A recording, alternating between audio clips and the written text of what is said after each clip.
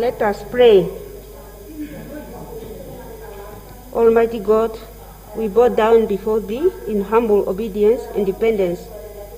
We pray Thee, grant us the grace to respect each other this day in all our consultations, that our deliberations today shall take place in the spirit of mutual trust, so that we, as leaders, shall lead our country on the path of peace and shall find solutions for issues and problems facing us. Grant us the mercy, O Lord, that we shall today also honor Thy name in all we think, do, and say. Almighty God, we pray Thee, bless our land and all its people. This all we pray in the name of Jesus Christ, our Lord. Amen. Let's affirm. I solemnly affirm that I will be faithful to the Republic of Namibia and its people, and I solemnly promise to uphold and defend the Constitution and the laws of the Republic of Namibia to the best of my ability. Please be seated.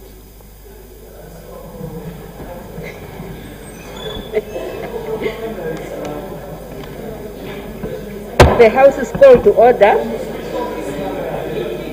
Honorable members, can I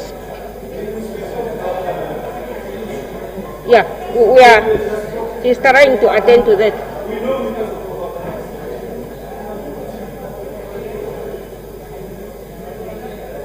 Nehoya.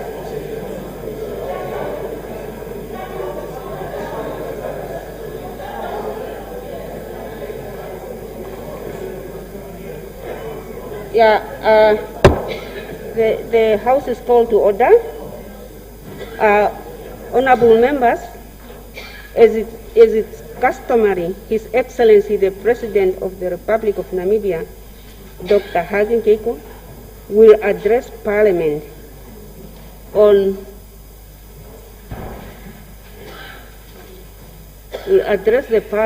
as well as the nation. I now call on members of Parliament to rise and to remain standing while I and my counterpart, Honorable Victoria Kauma, Vice Chairperson of the National Council, are going to invite His Excellency the President.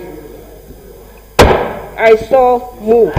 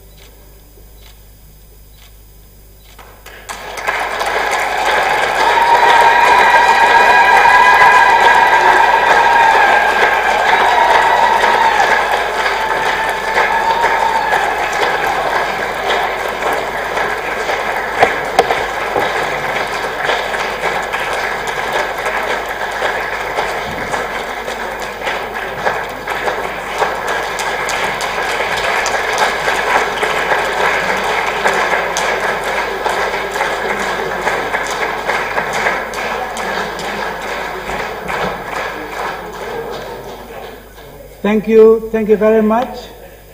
May I ask you to be seated?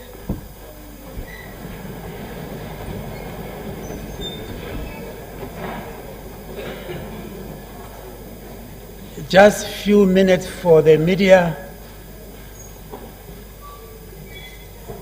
to do their job, and after that we will proceed accordingly.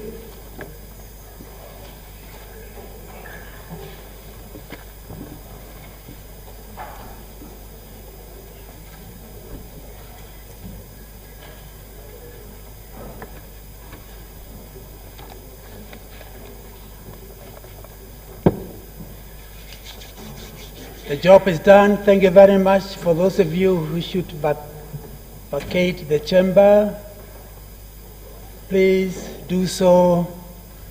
Thank you so much.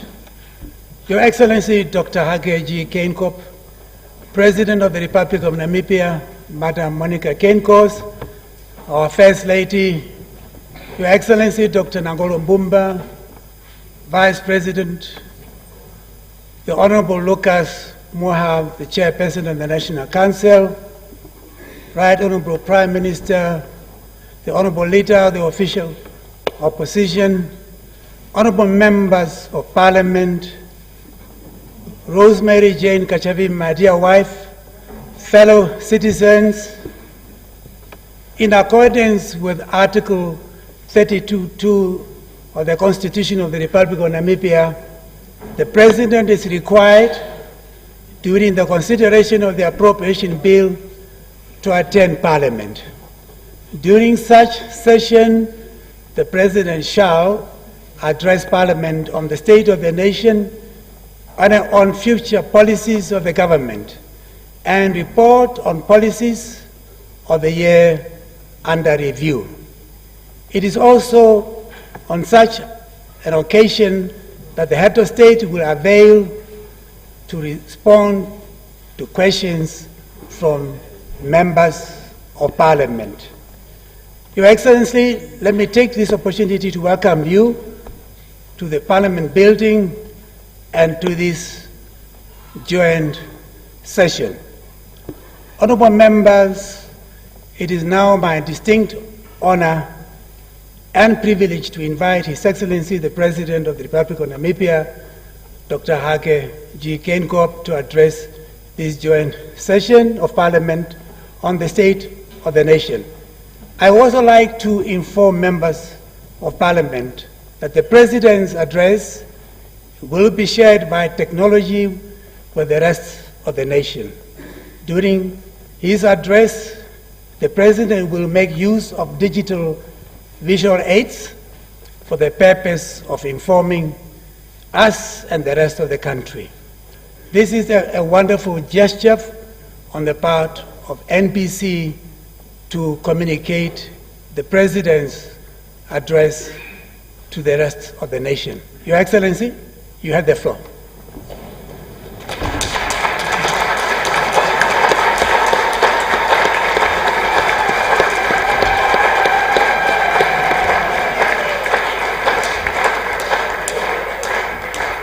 Please be seated.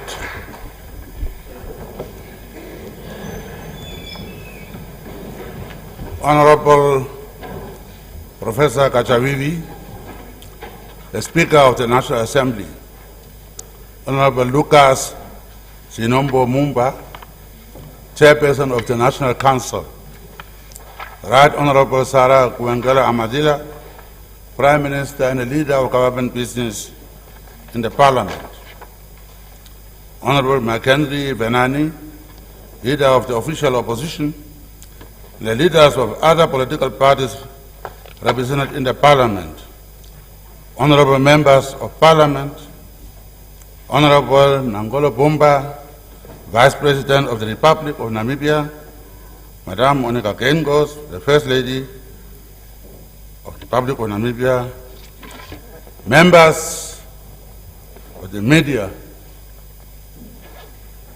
fellow Namibians. I am pleased and honored to be with you in this August House to deliver my 8th State of the Nation address since becoming President of the Republic of Namibia. We do so knowing that regardless of our political, religious, tribal, racial, or class differences, we all have the same objective: to serve the people of Namibia. We live in extraordinary times to face the increasingly multi-layered challenges of the future. We need to find each other, not turn against each other. In a democracy, we will have differences of opinion on how we approach the development question. But we are all Namibians, and the well-being of our country is of utmost importance to each and every one of us. This is a time that demands a collective mindset, a different way of doing things, and an understanding that Namibia and its citizens' well-being has and will always be greater and more important than individuals. Fate of all of us to remove the walls of partisan thinking and assume the mantle of unity to ensure that we emerge from the rough waves we have faced and continue sailing towards the shores of peace, equity, and prosperity. It is our collective duty to hold hands and re-image our nation so that we can move forward as Namibia ready to achieve her destiny. A Namibia defined by unity and shared national identity. A Namibia defined by peace and social harmony. And a Namibia defined by new economic opportunities and growth. Honorable Speaker, fellow Namibians, since assuming office, we witnessed the global economic experience of meltdown, which placed tremendous economic pressure on developing countries such as ours. To make matters worse, a period of relentless drought exacerbated the situation.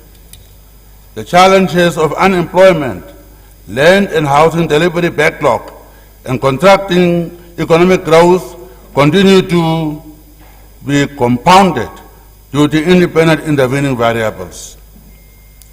We have also recorded significant successes and milestones, such as the peace and security we enjoy, growing our economy 4 times since the gross domestic size of gross domestic product since or compared to that of apartheid era, expansion of our physical and communication infrastructure, including our national road network, which is regarded as #1 in Africa.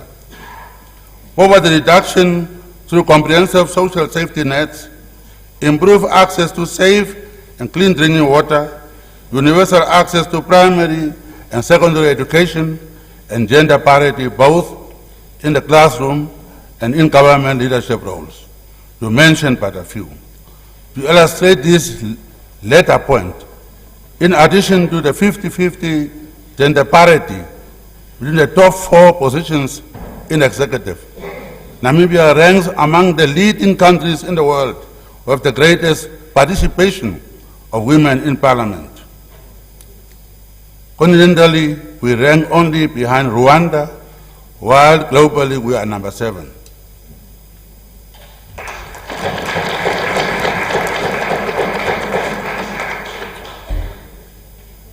As a result, premised on these real achievements, we can rightfully say that Namibia today and Namibia at independence are miles apart. Despite the difficult economic years since 2016, we were delighted to see the green shoots of economic recovery of 2019.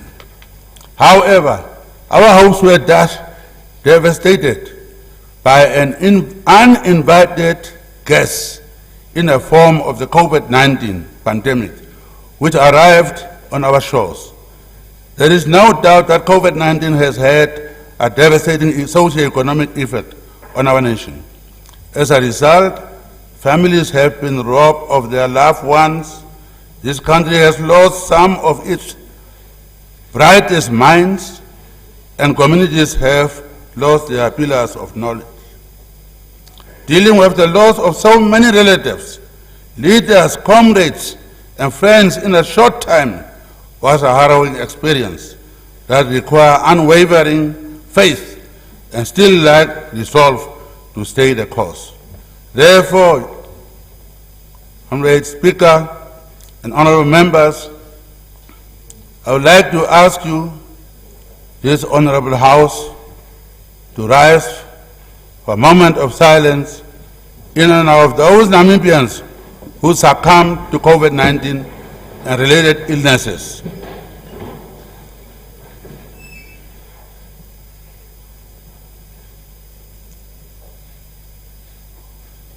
May their souls rest in peace. Thank you very much, Honorables. We must ensure that the dreams they lived for are not forgotten. In the doom and gloom of fighting the pandemic, we have witnessed a development that should inspire us to pursue our nation-building agenda. The war against COVID brought together Namibians of all ages, from all walks of life, from all economic sectors, who set aside individual interests based on economic interests, race, tribe, religion, politics, but hold hands for the good of our country. I therefore acknowledge your collaboration and thank all of you for your patriotic support and teamwork over the past 2 difficult years. Although we are not yet out of the woods and should not rest on our laurels, together we have survived the fiercest onslaught of the pandemic. To restore what we have lost, we have to stay together and build back a Namibia where nobody is left behind, and to cultivate a Namibia that is resilient, united, and forward-thinking.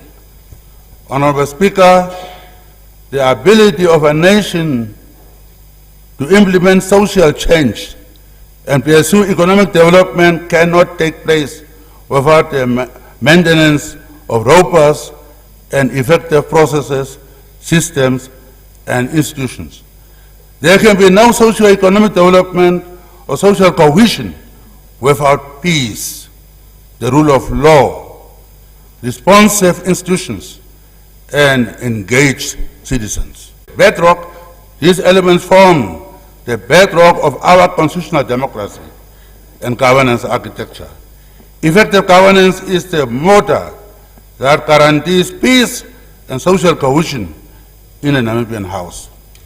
Furthermore, accountability, transparency within the public and private sectors, including efficient and effective delivery of goods and services, are prerequisites of effective governance. We recognize that by continuously strengthening the governance architecture, we will maintain a sound and conducive environment for our socio-economic development. In this regard, Namibia has maintained its position as the #1 country in Africa with the freest press, according to the Freedom Index, Press Freedom Index. In May 2021, Namibia hosted a successful World Press Freedom Day, which coincided with the commemoration of the 30th anniversary of the Windhoek Declaration for Development of a Free, Independent, and Pluralistic Press. Given that access to information is one of the cornerstones of freedom, we reaffirm our commitment to pass the Access to Freedom law in this August House. The bill was tabled in Parliament in September 2021 and referred to the Parliamentary Standing Committee on Information, Communication, Technology, and Innovation. I am pleased to hear that the Standing Committee concluded public hearings in February 2022, and the bill will be retabled during this session. During the 2021 State of the Nation address, I outlined several policy priorities and interventions that the government was to implement to strengthen our governance architecture. These policy priorities were included in Harambee Prosperity Plan 2. During the period under review, which coincided with the onset of the devastating third wave of the COVID-19 pandemic, several activities were planned for implementation, of which the following have been completed.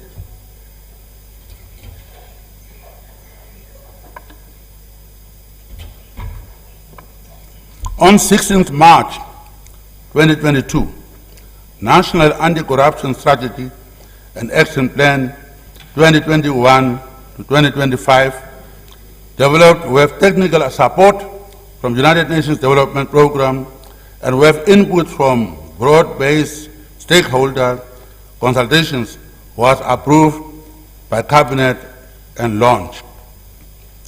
These strategic aims of fostering collaboration and promote an effective system of integrity, transparency, ethics, and accountability in all spheres of our country. With technical support from the European Union, work has commenced reviewing the current performance management system, recommending enhancements to boost public sector productivity. As a result, in December 2021, a draft performance management framework and change management plan was submitted and is under review by Office of Prime Minister. During the period under review, the government received technical support from the Commonwealth Secretariat to train responsible officials in automating performance management system. To improve the implementation of our annual plans, the government has strengthened monitoring and evaluation systems based on better project management principles. In March 2022, Cabinet convened a performance review retreat, which conducted a detailed review of progress made in the implementation of activities and challenges experienced. The Cabinet retreat proposed remedial actions to be implemented. All of these efforts are undertaken with a firm knowledge that we must and we will strengthen implementation capacity and ensure a competent and responsive public service. The government is also making strides in its digital transformation efforts to improve public administration and bring services closer to the people. In this respect, the government has accelerated the rollout of e-governance services at national and regional levels. These include a functional e-procurement portal for all public entities to register, manage and publish procurement plans and bids. 3 public entities, namely the Ministry of Finance, City of Windhoek, and Nampower, are currently utilizing the portal. Going forward, all public entities are obliged to make use of this portal. Some highlights in this area include the launch of the new National Identification Card in November 2021, which is compliant with the International Civil Aviation Organization standards and can be used for cross-border travel. To this end, the Ministry of Home Affairs, Immigration and Safety and Security is engaging the government of Botswana and other neighboring countries to permit its use at border entry points. As part of our drive towards paperless hospital management, the National e-Health System was launched in December 2021 to gradually replace all manual procedures and systems in hospitals. The government has also operationalized the integrated client service facilities, e-business, which provides a business registration and one-stop portal service. In addition, the civil registration and identification and social protection systems will also be linked in the near future for more efficient and transparent information management. Furthermore, the Ministry of Justice is at an advanced stage of migrating from the manual processing of applications for legal aid to a digital case management system. This will contribute to improving service delivery in administration of justice. The African peer review mechanism country self-assessment was carried out during the period under review. The financial country review report was discussed and approved by APRM heads of state and government at African Union Virtual Heads of State summit held in February 2022. Government is undertaking necessary reforms to strengthen the foundations of the Namibian House. In this context, I urge the honorable members of Parliament in this year of re-imaging to join hands and to champion transformative motions, policy and positions papers that will move our country forward. Consultation and dialogue are vital components of nation building. To this end, I recently held consultations with most leaders of political parties represented in Parliament and one which is not represented but requested to pay me a courtesy visit. We informed them about emerging opportunities for key developmental initiatives. I thank those who came to the consultations and engaged in fruitful discussions. Respect for each other and the creation of platforms for the OPA's engagement is what will make this nation move forward. Those who have not managed to meet, we are always happy, we will always be willing to welcome them. We are aware that the inflationary increase as a result of COVID, I didn't mention the names, COVID-induced economic slowdown has severely reduced the spending power of many Namibian households. Some people have even lost their jobs. Government is aware of the hardship experienced by our citizens and will make interventions when so required based on available resources. Honorable Speaker, the Russia-Ukraine conflict, which commenced on the same day as the tabling of our national budget, presents new uncertainties for the global economy that have affected commodity prices, capital markets, and investments. Accordingly, these developments may have a direct bearing on Namibia's economic prospects and recovery projections.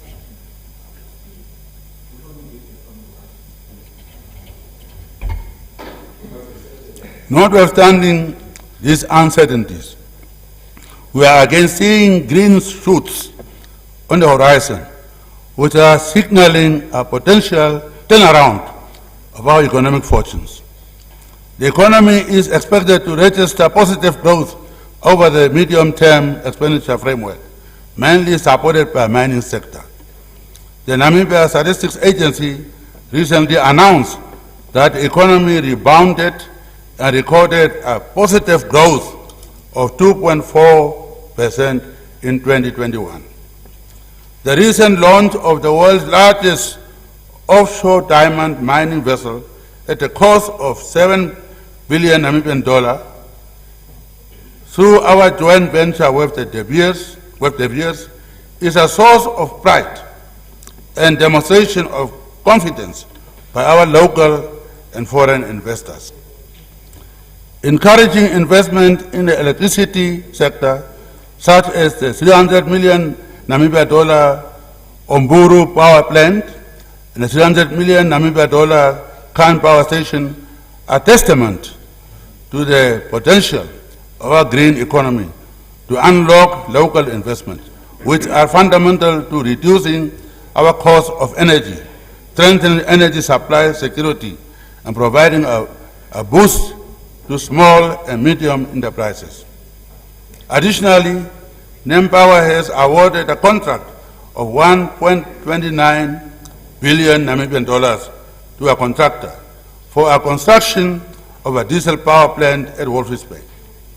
These investments will create meaningful employment opportunities for our young people. In fact, some are already employed.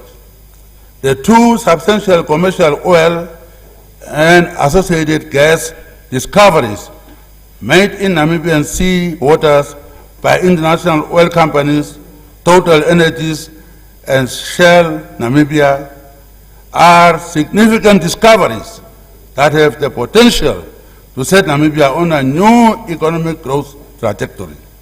However, we are mindful that the process towards production and sale of oil takes time. Therefore, there is now a contradiction between our ambitions in advancing our green economy and the discovery of oil. As I mentioned before, green hydrogen is part of our long-term decarbonization agenda. Our economic development aspirations also factor in the reality that Namibia is one of the world's most vulnerable countries to climate change. We have all witnessed the devastating impact climate change has on our country. For example, since 2020, we have experienced severe and widespread wildfires, which resulted in about 3 million hectares of land being burned across the country. We expect events such as droughts, wildfires, and increased rainfall varieties to become even more frequent and severe in the years to come. Therefore, climate change adaptation and mitigation measures are prioritized to ensure a stable supply of water, energy, food, and food security. Consequently, the development of green energy will be an enduring theme for Namibia's economic recovery. Our efforts to promote the development of green hydrogen and ammonia industry are starting to bear tangible results. In this regard, Namibia is expected to attract investment of $9 billion. Additionally, we expect these investments to produce 5 gigawatts of green energy, 2 million tons of ammonia, and significant employment opportunities for Namibians. This will not happen overnight. Don't go and ask tomorrow where is it. Investment is deferred gratification, but in the process, there will be some short to medium-term spin-offs, especially for our youth. On the 11th of March 2022, we launched the Youth for Hydrogen Scholarship Program, which will facilitate capacity building for the emerging green hydrogen industry while addressing youth unemployment. The program is targeted at unemployed graduates and young Namibians interested in pursuing vocational education and training in green hydrogen.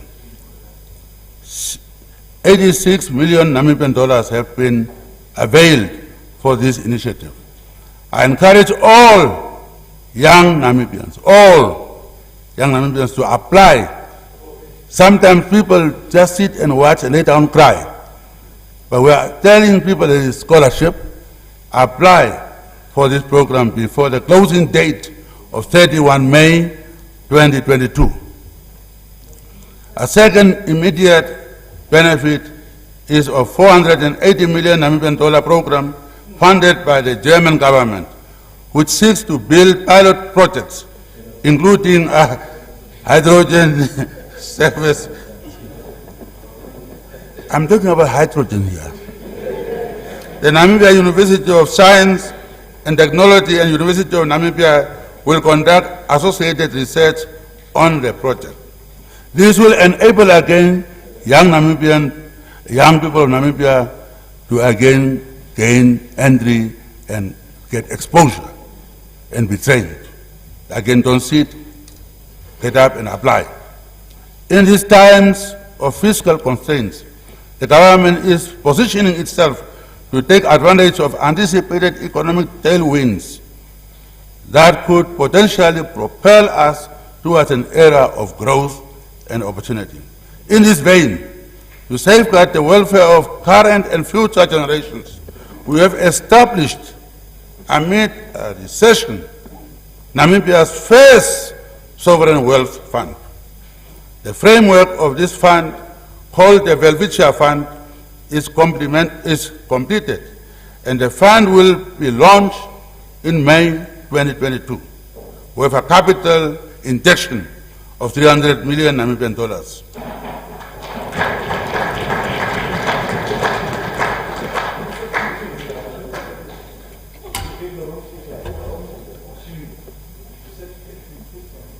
Honorable Speaker, he is a minister now, President is talking. He made a mistake maybe. The government remains committed to ensuring that Namibia recovers from the worst domestic recession since independence. Task Force is indicative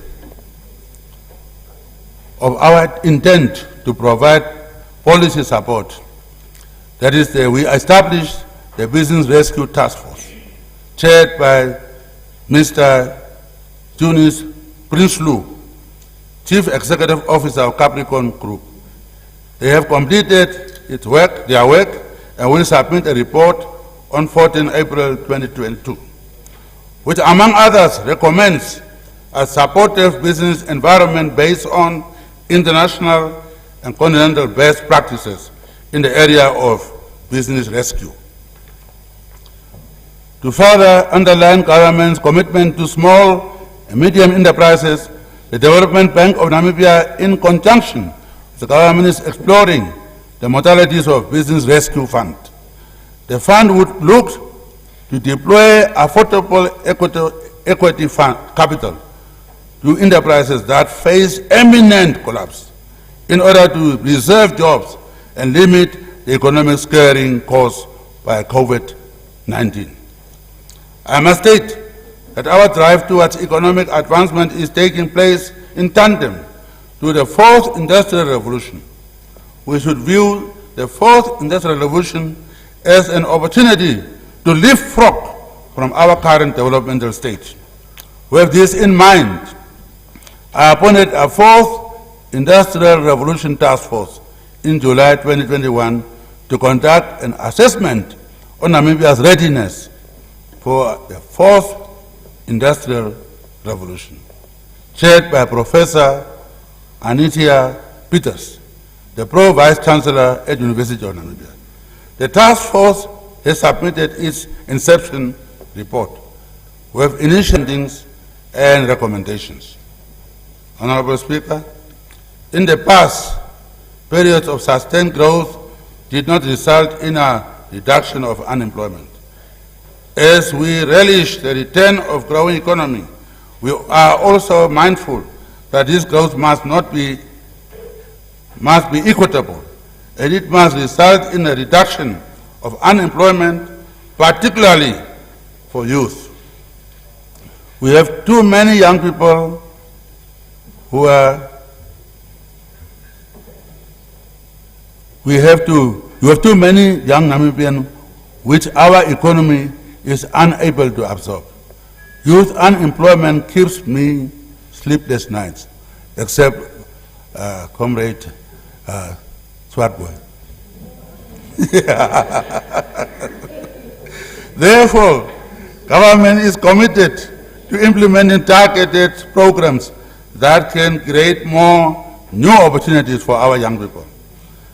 For informal economy, startups, entrepreneurship, national policy is being crafted by the Ministry of Industrialization and Trade with a view to providing the requisite framework for the mainstreaming incentives and business infrastructure for SMEs. 45 million Namibian dollars have been allocated to the Development Bank of Namibia this financial year to support SME and youth entrepreneurship financial facilities. The draft Public Procurement Code of Good Practice by Ministry of Finance further provides for preferential treatment and reservation for youth-owned businesses for contracts valued at 50 million Namibian dollars or less. A green concessional loan facility targeting youth entrepreneurs will be launched by the Environmental Investment Fund to provide up to 2 million Namibian dollars per viable investment. This facility is expected to grow by 300 million Namibian dollars over the medium-term expenditure framework. Furthermore, tertiary education is highly subsidized by government, as you all know. This is reflected through sustained allocation to the Ministry of Higher Education, which received 3.3 billion Namibian dollars this financial year, of which 480 million Namibian dollars is for University of Namibia. 455 million Namibian dollars will go to the Namibia University for Science and Technology. And 1.4 billion Namibian dollars will go to the Namibia Students Financial Assistance Fund. This is all helping young people.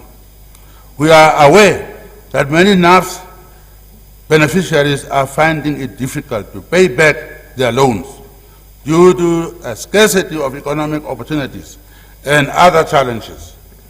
In this regard, and to provide, maybe in this regard, to provide some relief, I announce an amnesty for the NAF's debt repayments for a period of 12 months.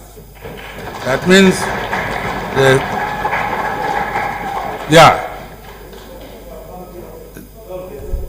12 months. 12 months. 12 years is too long. You'll be old. The Land Ministry and Ministry of Finance are directed to work out modalities to waive interest on the loans of all NSFAF beneficiaries. To waive interest on all the loans. To facilitate work integrated learning for students and transition into the labor market for graduates, the government's internship policy has been revised to ensure increased opportunities for internships, with 2% of the positions in public service reserved for interns. New concept. So, young people, please listen. There will be 2% reserved for positions for young people, for internship, to be trained on the job. Moreover, about 62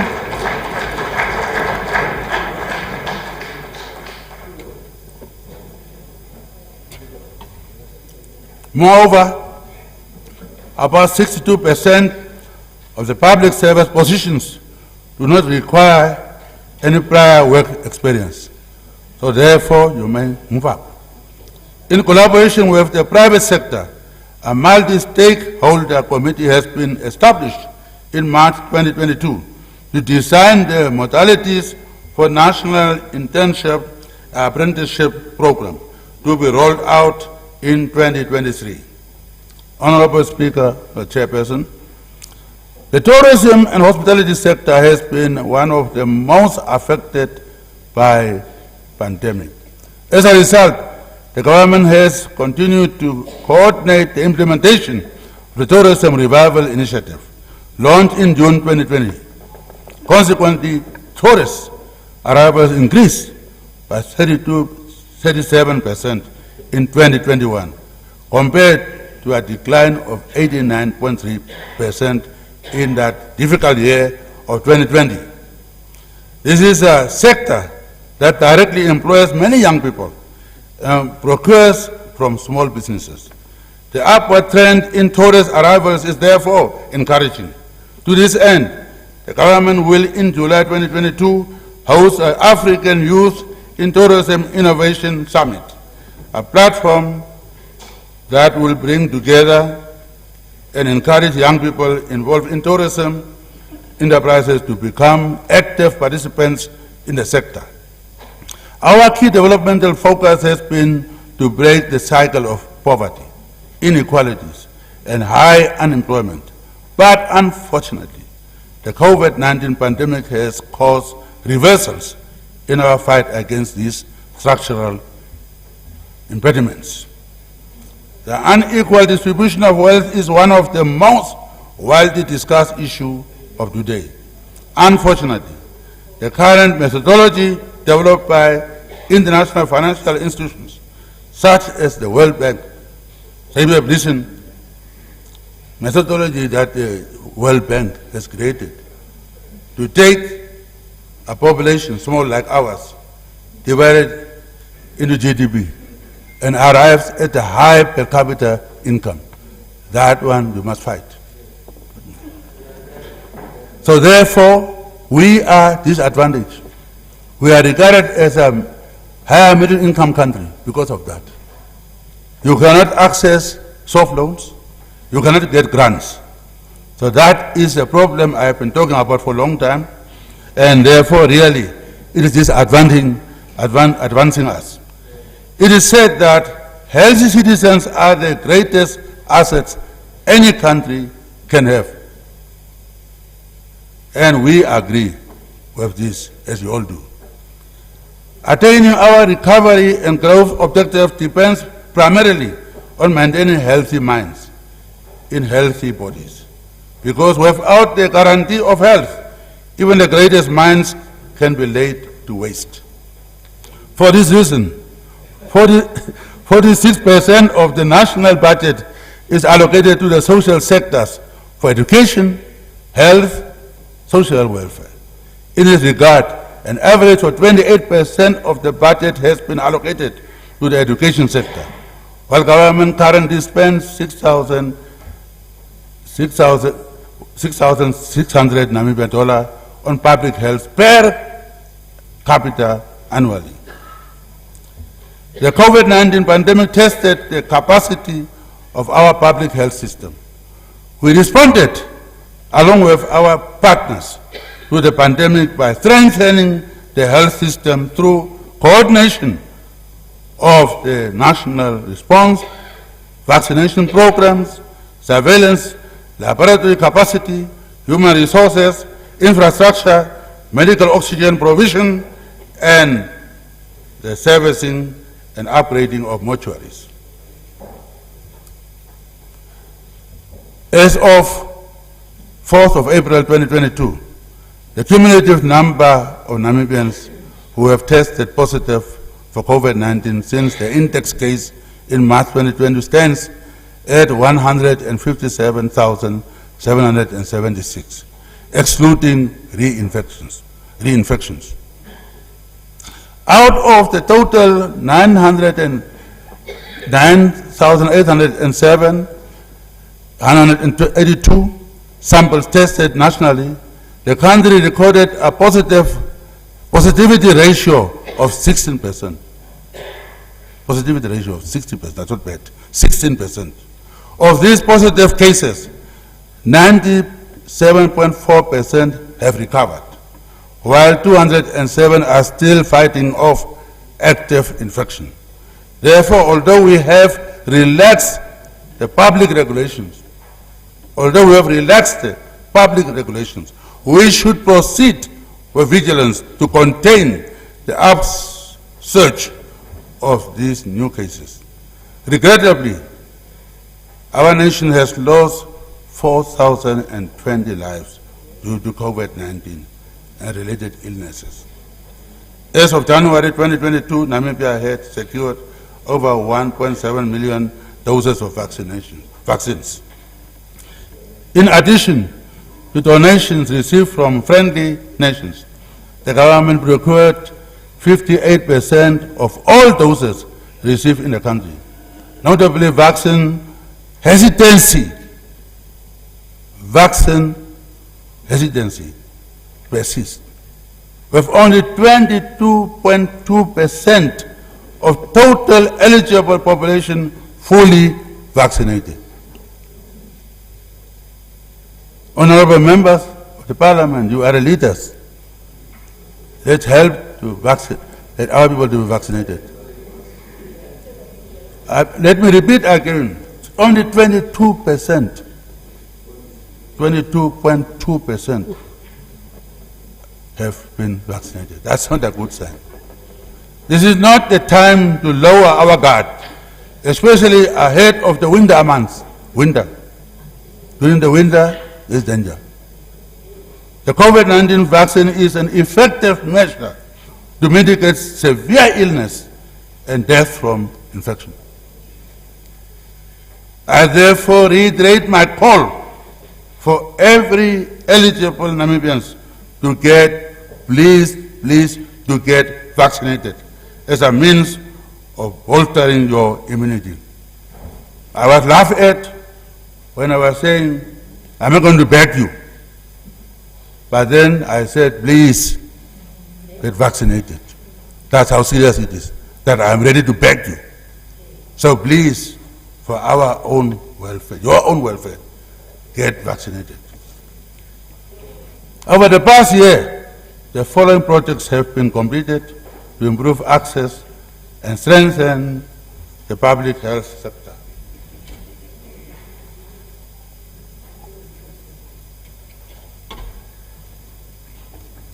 In response to the public health crisis, 19 fully furnished units were established in referral and district hospitals, including a 16-bed ICU set up with a theater, laundry and dialysis facilities at Windhoek Central Hospital. 2, a total bed capacity of 221 for isolation has been created in public health facilities countrywide, while 15 of the existing mortuaries countrywide were upgraded to provide appropriate services. 3, Windhoek Central Hospital now has a fully functional pediatric cardiology services, making Namibia the 3rd country in Africa to offer this service. Guess who are the other 2? Who are the other 2? South Africa and Egypt. We are with the giants there. We are at number 3. 4, other projects completed during the period include the Aranos Clinic, Onanjokwe Mother's Lodge, Ogurunguru, Kuranguru, and Mariendal Primary Healthcare Clinics, Oganja Hospital's Outpatients Department, and the Katutura Hospital Pharmacy. 5, instead of being referred to South Africa for treatment, as was the case in the past, 10 neurosurgery patients were successfully treated at Windhoek Central Hospital. I am pleased to also report that the following projects will be undertaken during HPP 2. 1, construction of the Onanjokwe Maternity Ward, construction of the Swakopmund Neonatal Ward, and 3, construction of Onang Hulu, Onang Mafila, and Ogonjatu clinics. Honorable members, government's social safety nets, including the food bank, drought relief, old age social grant, and grants to marginalized communities, people with disability, orphans, and vulnerable children, as well as school feeding programs, have gone a long way to mitigate hunger, poverty among many vulnerable households. On average, the government spends in excess of 412 million per month on social safety nets, and in addition, an additional 160 million on drought relief per annum. 20% of the total population receives a government grant in one form or another, which translates to approximately 500,000 individuals, not taking into account the multiplier effect of beneficiaries per household. The consolidation of the food bank into a modified conditional basic income grant in the form of a cash transfer of 500 Namibian dollars will go a long way to provide daily necessities and boost macroeconomic activities in those communities.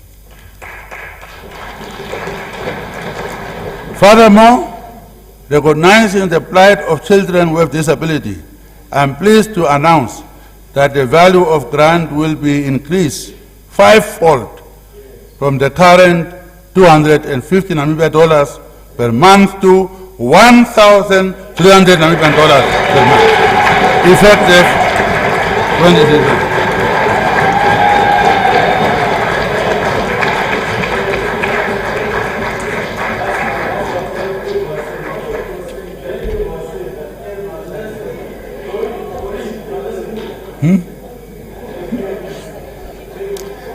Honorable Speaker, I listen to all of you.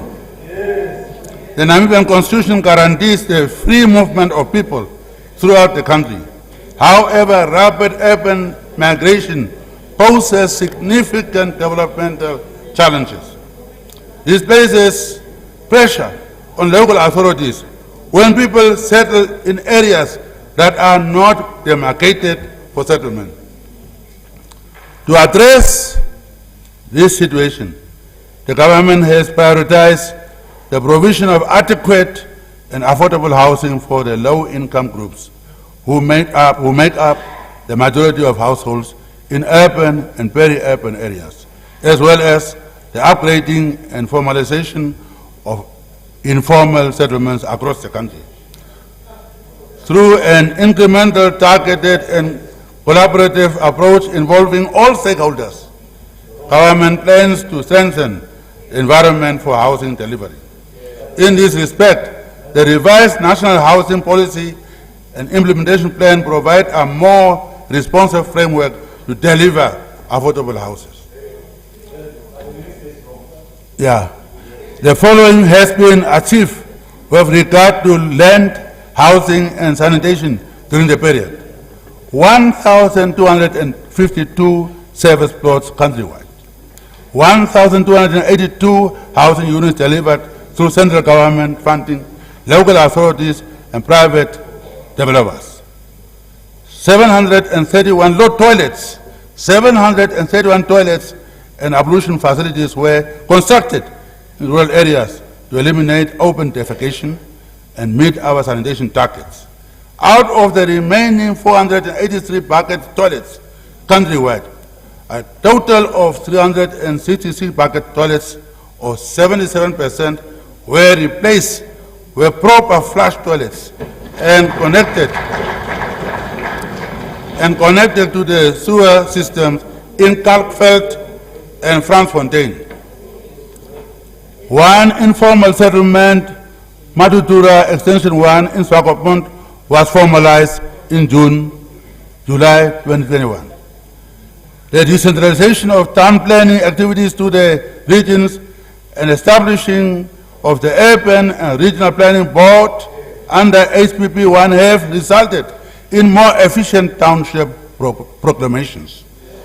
I am able to report that 36 new settlements were proclaimed in the period under review and are now due for land surveying and servicing. We'll continue to invest in the social sectors to yield tangible improvements in the lives of fellow countrymen and women.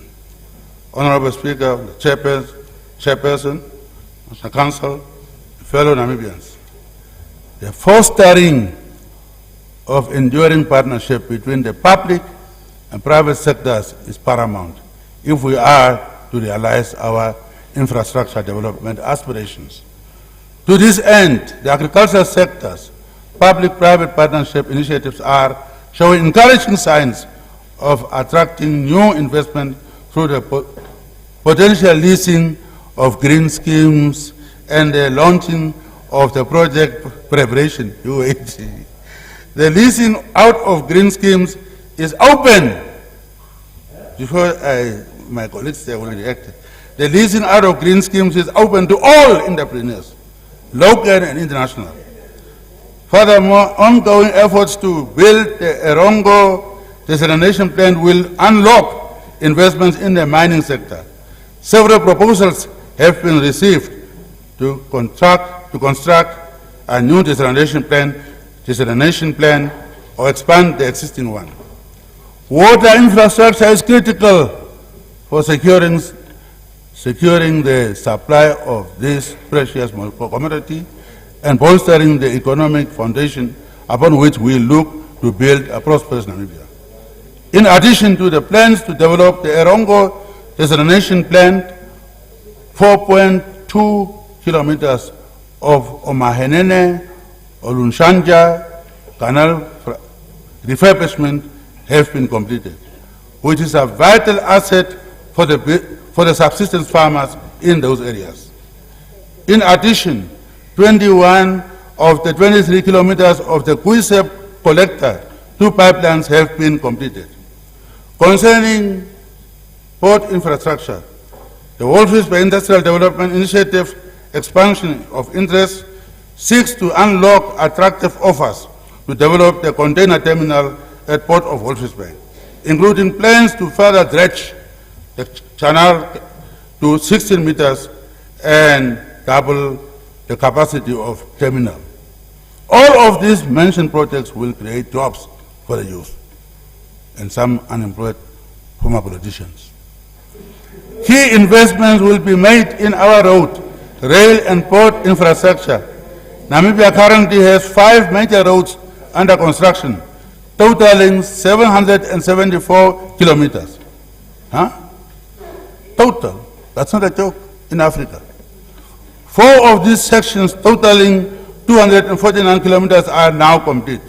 These include 91 kilometers of the Swakopmund Handys Bay section, 30 kilometers of phase 1 of the Swakopmund Walvis Bay dual carriageway, 10 kilometers of the Mandume, the Mufayo, Semnyoma Drive section.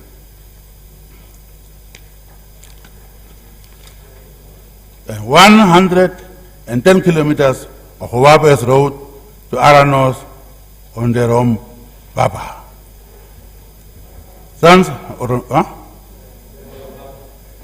Who? On the Rompapa. On the Rompapa.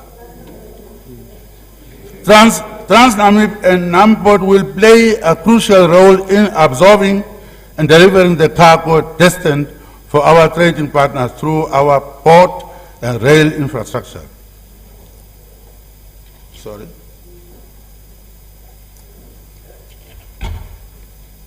Thus, strategic investments are currently prioritized and fast-tracked into these parastatals, such as Trans-Namib, $2.4 million Namibian loan from Development Bank of Southern Africa to upgrade its fleet of locomotives. Members of this August House discussed the May 21 agreement on genocide, apology and reparations, which was carried out with courage and determination under intricate conditions by our late special envoy, Dr. Z. Kavirwe. May his gentle soul rest in peace. The difficult work that we started in 2015 with the appointment of Dr. Kavirwe to get the Federal Republic of Germany to come to terms with its past horrors and to acknowledge that a genocide was committed against the Herero and Nama communities should not divide us. We all are saying that Germans committed genocide. And therefore, although they were denying, refusing all this time, now at least they admit there was a genocide. Then we are saying that if you have done something very wrong, you must apologize or say sorry, as he says in Afrikaans. They have agreed to apologize. They will send senior person, they say, to come to you, maybe in Parliament, to apologize. However, what is dividing us now? The cause. Now, the cause was never accepted by us. We all have been rejecting it as an insult. Sometimes I even said an insult to us. They kept on raising it, and that's why we ended to that one. Now, we can disagree there. I have done my part. I have done my part. All these 6 years I have been there, 7, I have been dealing with this issue. And we are disagreeing on 20 billion that could be negotiated, I think. But since people want to maybe politicize this issue, because why am I saying that? Wait a minute, why am I saying that? Why are people angry with this government? Why? Did we commit genocide? No, why? It's unfair to be angry with this government. So therefore, okay, I have done my part. I have done my part. Because I listened to somebody in Swakopmund saying that government of Germany and concerned groups must sit and negotiate, and Namibian government just sit and watch. Yes. You didn't hear it? Peter Hoffman didn't say that? Come on. Why are we being treated like that? As if we are the ones who committed genocide. No, that is not fair. And I don't know what you are reacting to, by the way. I am saying we negotiated, we worked, and we got Germans to admit there is genocide. They were saying, if that you must apologize, they said they will do that. We disagree, I said, on the amount. What is your problem? On international relations, on international relations and cooperation, Namibia is maturing into a regional and global player in various domains. Therefore, we need to adopt a new mindset. That's what I'm saying. Why are you angry? Already it shows that. This is the issue that we ought to be, but you get angry. Why? Well, not with me. I was not involved. I wasn't even born. This happened 100 years ago. I wasn't around. And I'm only elected 2 years ago. Now I am being targeted for what? Yes, therefore I did my part. And listen to me then. If I'm in charge, listen to me. Yeah. Therefore we need to adopt a new mindset that welcomes dynamic thinking and appreciate for investment, both local and international. Vision 2030 paints a picture of an industrialized Namibia, a dynamic upper middle income country with an upward trajectory and a strong base upon which we can build. This is a vision that requires strong partnership at home and abroad. We should therefore be prepared to hold hands with the rest of the world to realize our developmental aspirations. In line with our economic diplomacy, Namibia continues to promote mutually beneficial bilateral relations to achieve the overarching goals of Harambee Prosperity Plan 2, the NDB 5, and objectives set out in Vision 2030. The government has embarked on a campaign of economic diplomacy that has begun to yield positive partnerships. Multilateral agreements have been executed with the Netherlands, Belgium, Germany, and the European Union. The common nexus is renewable energy. Sizable investments are thus being planned to reduce our dependence on carbon-based energy imports before end of this decade. These investments will enable Namibia to contribute to the regional and global decarbonization agenda and ultimately become a global player in space of synthetic fuels. With regard to peace and security, SADC organ on politics, defense and security cooperation is the primary security framework for the collective security of the region. Accordingly, Namibia accepted its election in August 2021 as a deputy chairperson of the SADC organ and subsequently as a chairperson from coming August 2022 to August 2023. Since election, Namibia has participated in 21 SADC organ meetings at the ministerial and head of state level, mainly to strengthen the operations of SADC mission in Mozambique. Namibia has made additional pledges to send personnel to Mozambique who will be based at headquarters of SADC mission and not at the military front.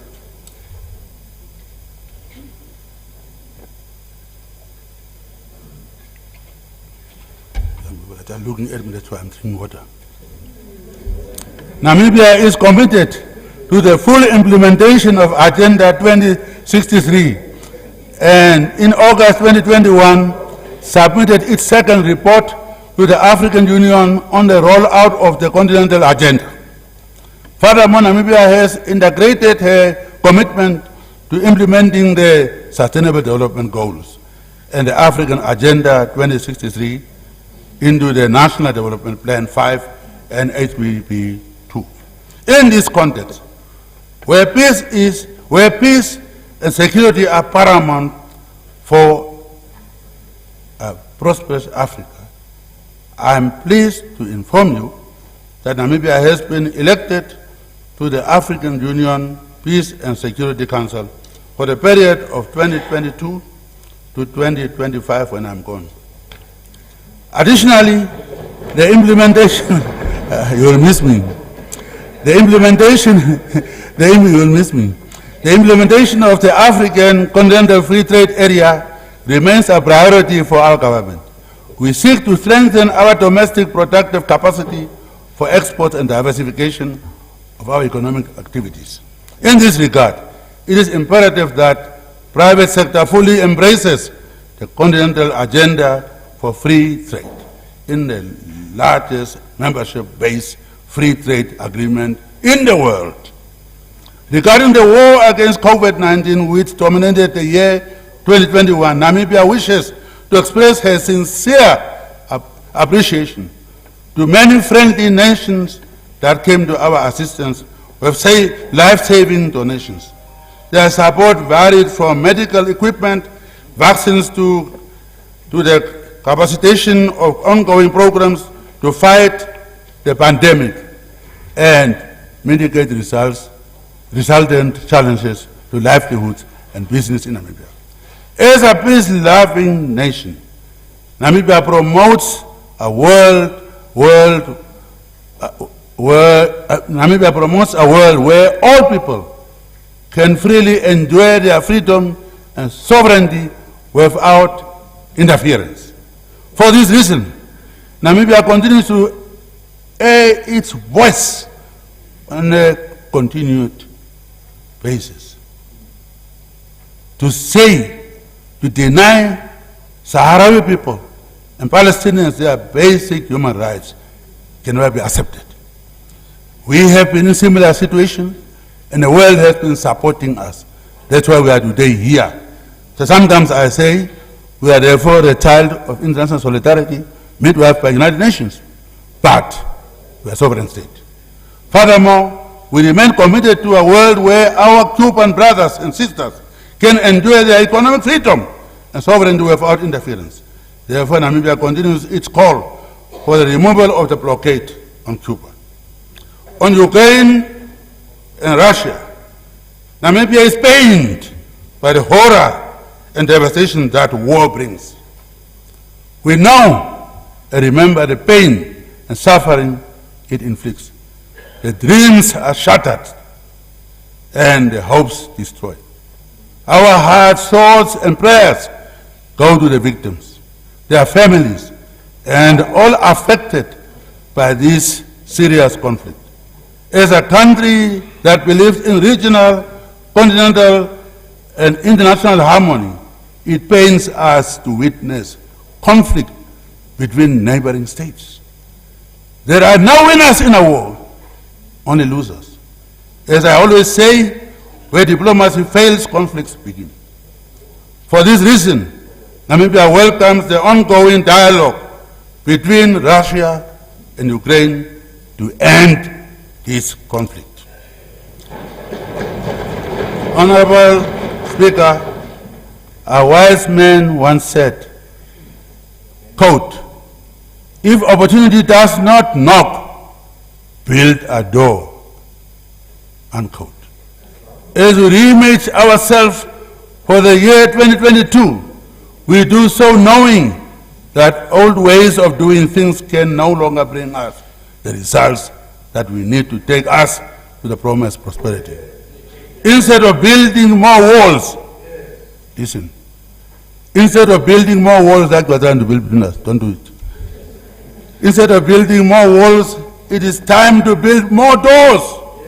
By holding hands and building new doors, we will ensure that the welcoming knocks of opportunity echo throughout the foundation of the Namibian House. By standing together by standing together, shoulder to shoulder, hand in hand, we will be able to safeguard the future of the most precious gifts we have. The only place we can call home, our sanctuary, our motherland, Namibia. Our country has endured good rains, and the Namibian landscape is looking, you don't go to church. Our country has endured good rains, and the Namibian landscape is looking its best. The lush greenery is a pleasure to behold. That is our state of the nation. That what we are seeing outside, that greenery, that is our state of the nation. It is green, not just green heterogen, but a green, healthy landscape, which requires all of us to put our shoulders to the wheel and sow. What we sow, we shall harvest. Therefore, let each one of us endeavor to extend our fellow brothers and sisters a hand of solidarity so that we can ensure that amidst the ashes of great hardship and turmoil, Namibia will rise again. I am confident that the indomitable spirit of the Namibian people and unity that binds us, if it is there, isn't it? We have unity, will prevail. And together, as one Namibia, one nation, we will surmount our challenges and rise towards our national destiny of shared prosperity like phoenix. May God bless the Republic of Namibia, and I thank you.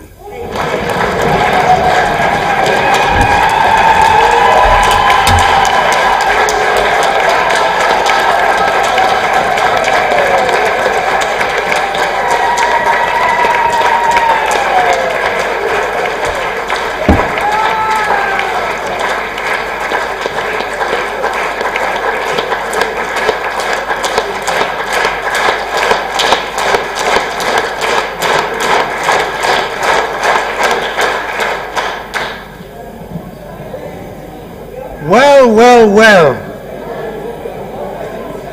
Comrade President, may I sincerely thank you for the comprehensive address on the state of the nation. We, as leaders of our people, as you say rightly, have a collective responsibility to create conducive environment for our country and its people to prosper. That is how I understood your State of the Nation address. Honorable members, as in the past years, the President avails himself for questions related to his address, and indeed, the floor is open. The Honorable Venani, you have the floor. And can I just add to that, say I'll take 3 members, one in one group, and then the President will respond, and then we continue, and so on until we have actually covered everybody. Mr. Honorable Venani, you always say that, but you just go for 1 round. We want at least 3 rounds. Three rounds. Honorable Speaker. That's what we're going to do. Honorable Speaker, before you came into the House, I rose on a point of order. And deliberately so that we are all working towards having a sanitized, respectful State of the Nation address. Absolutely. And because we want to do that, we also urge political leadership on both sides of the end to remain respectful and to retain the decorum of the House. Absolutely. But Speaker, what is killing us is the fact that the Speaker just says 3 questions or 5 questions. Now that we have achieved time, what is the time allocated to myself so that I ask the questions that ought to be asked? No. Maybe you misunderstood me completely. What I was saying, that we are taking those of you who will be asking questions in a group of 3. Okay. The president will respond to those 3 leaders who have asked questions. Okay, very good. That is where we are. Very good. Yeah. Speaker, permit me to welcome the strangers of the House, Vice President, First Lady, President of the Republic, Prime Minister, leaders of various political parties on this side of the aisle, Madam, my dear mother, Madam Kashavivi, members of the National Council, parliamentarians, and members of the diplomatic corps, ambassadors and plenipotentiaries of state. Honorable Speaker, with your permission, permit me to start with a footnote in thanking you, Mr. President, for one thing. I thank you because of institutional memory I hold in this House. I remember when you were a backbencher. The two of us were very limited members of Parliament that supported peer review mechanism. You stood up and said, why are we fighting against this thing? And now that you're president, you have really come to implement it. I thank you for that. That's credit I give you. Honorable Speaker, Honorable President, today as we are speaking, right now, Namibia has been downgraded, as we are speaking, by Moody. As we are speaking. I was listening very attentively to you. My first question is the following. Mr. President, as the citizenry of our republic are experiencing excruciating economic hardships of unprecedented proportions. Our teachers, soldiers, nurses, civil servants, for the last 7 years have not received a pay rise. The war in Ukraine-Russia, has shown that the availability of grain becomes a serious problem. Food availability becomes a serious problem. Last night, the pumps have shown again, at midnight this morning, that for the first time in the history of our country, we have reached a $20 petrol price, diesel price. I was listening attentively, and I want to know from you, Mr. President, what are the measures that you are taking to cushion consumers in your country? Because it's one thing to work on the Sovereign Wealth Fund, an idea that we supported for many years. It's good that we have to do that. But the reality of the situation as we are speaking is that Namibians cannot survive to make ends meet. And I want to hear from the President, what measures are you taking within the immediate to address consumer and cushion consumers' prices that are up? 2, Honorable President, I'm following a budget allocation in the ministry or in the vote of the presidency that we have spent close to 18.3 million for the last 3 years on a property abroad, securing security upgrades of presidential villas throughout the country, but more particularly a property that is abroad. I want to know, what is this property that we have paid 18.5 million for security upgrades? Is it a safe house? Is it a presidential villa? Is it your house? Because I know you are entitled for security upgrades, but I do not know why we are spending this money on that property. 3, Mr. President, I want to know from you that you are speaking very eloquently about this Namibian house. And it's a mantra that we will miss you for. Perhaps we will remember you for it.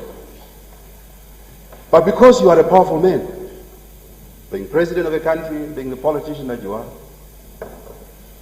and because I always dare to fight for little men in society, and I want to speak to both to your gut, your heart, and your brain, that I know you personally, know you as a politician.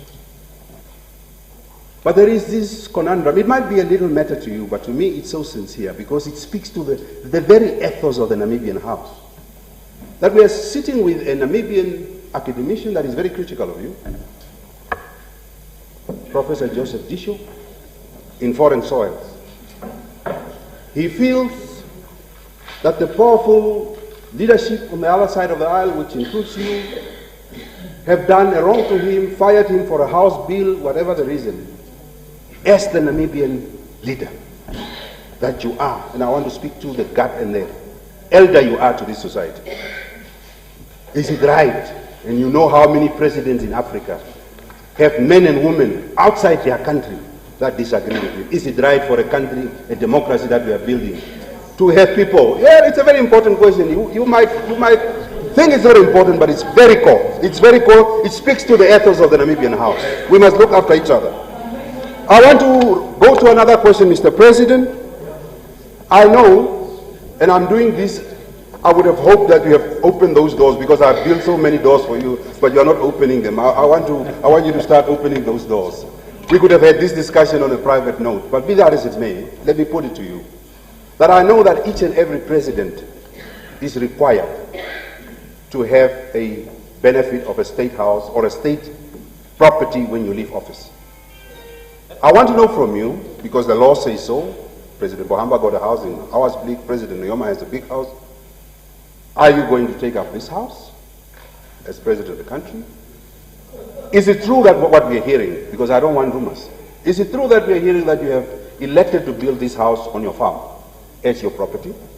This is the rumor going. If it is true, well, it's important that we ask this question. Let the opposition leader do his work. I do my work and I know it very well. If it is true, is it true that we have already started commencing constructing this house? That is one. Okay. I want to move to another question that is very important. And that is on the question of equity in this country. Last year, and I'm doing it with all due respect because I do not like personal politics or personalities. No, listen. It's very responsible of me to say it. Last year we had a debacle of the Prime Minister's farm. Listen very carefully. Last year we had a debacle of the Prime Minister's farm in this house. We spoke about it at length. I visited that farm a month and a half ago. This is what I'm hearing. And I want you to debunk this version. That 46 San community, 46 members of the San community are settled on 1,600 hectares only.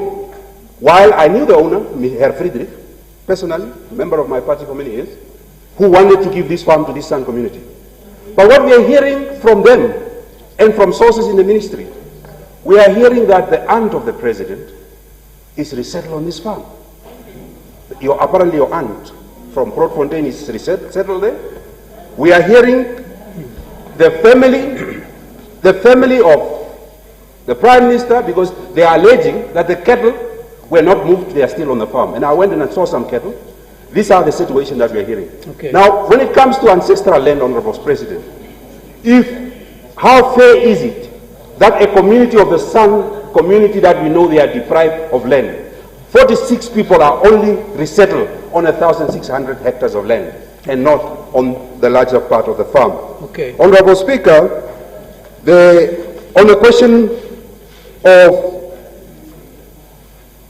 of the oil, there is a conundrum whether the oil is ours and a lot of theories, but the law is very clear that the oil belongs to us. Honorable President, I want to put this to you. I hear that there is a 10% equity that Namibia holds into the oil. But I want to put this to government. Is there no ways that we can renegotiate a better deal with these people? Even the Guineans with their bauxite, the largest bauxite producer of Africa is Guinea. They are renegotiating with partners. I know that the biggest hurdle for many African economies is that our resources are exploited by those that have resources. If you look at DRC, a repository of minerals, 35% of world minerals are in the DRC, but the people of DRC are today hungry. And DRC has taken some measures to say that if you do not add value to our minerals, you can go home. I'm not sure whether they are going to succeed. But the question that I want to put to you, Mr. President, is what is it that we can do as a country to push for a maximum benefit, both upstream and downstream, on the oil? Honorable Venani, just a minute. I have got 6 questions here. Yeah. Can I please request you respectfully, I got a number of your colleagues waiting. Can I stop at 6? Because and then we see maybe later on we can have another round where you come back, because otherwise you are overloading. Okay, let me do this last one. Yeah. And permit me to come again.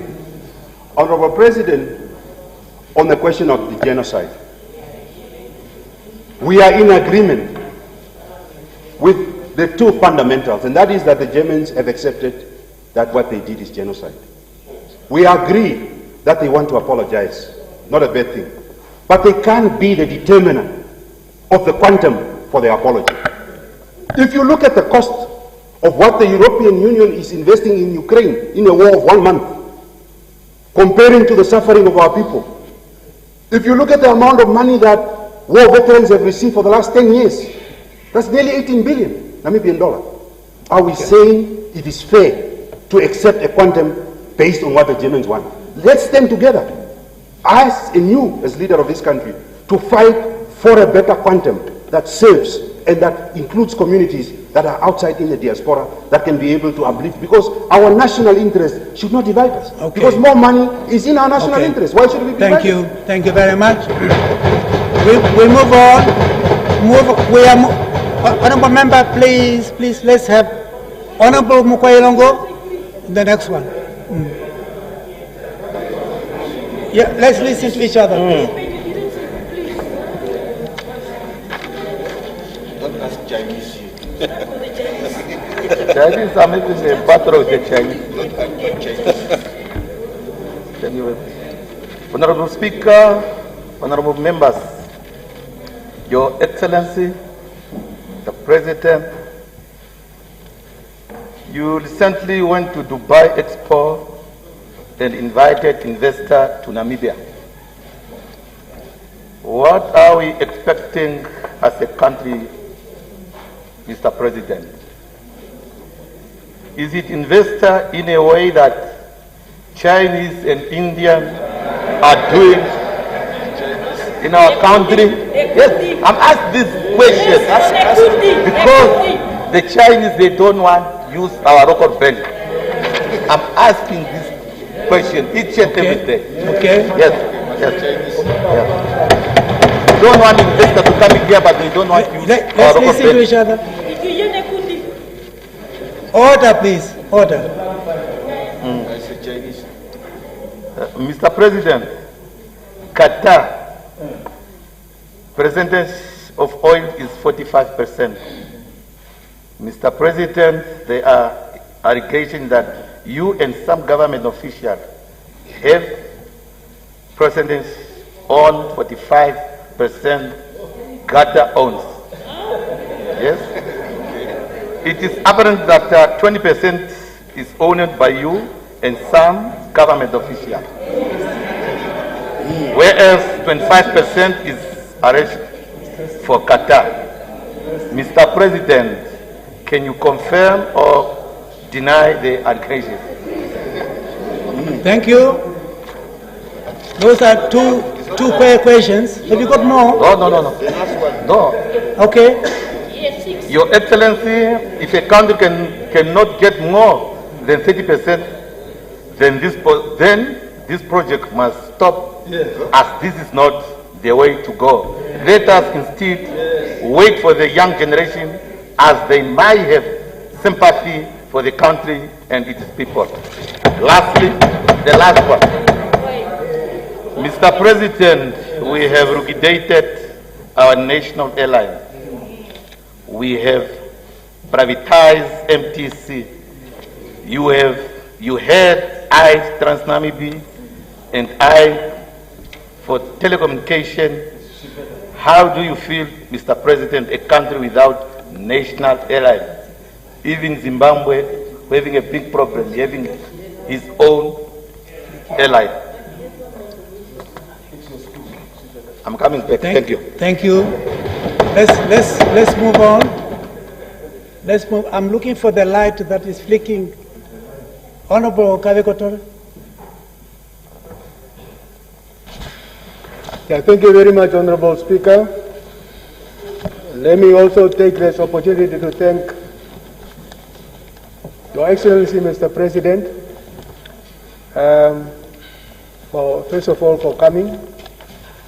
Secondly, for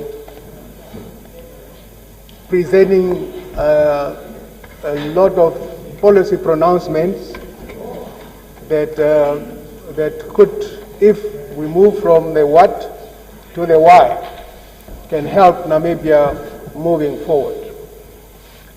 As a footnote, Honorable Speaker, Mr. President, the issue of our GDP per capita is really a concern, in the sense that whoever wants to use that as a yardstick for Namibia is missing the point, because the same statistics also demonstrate that our Gini coefficiency, in other words, the difference between the rich and the poor, the gap is very wide. And I think that should be the determining factor moving forward, not the skewed GDP per capita. Because the GDP per capita, basically you take the population and yes, you just divide it by the GDP. But the Gini coefficient demonstrates that there is a huge gap between the rich and the poor, and the gap is widening. Now, having said that, Mr. President, it's on the issue of genocide. There was a heated debate last year, towards the end of last year, in this August House.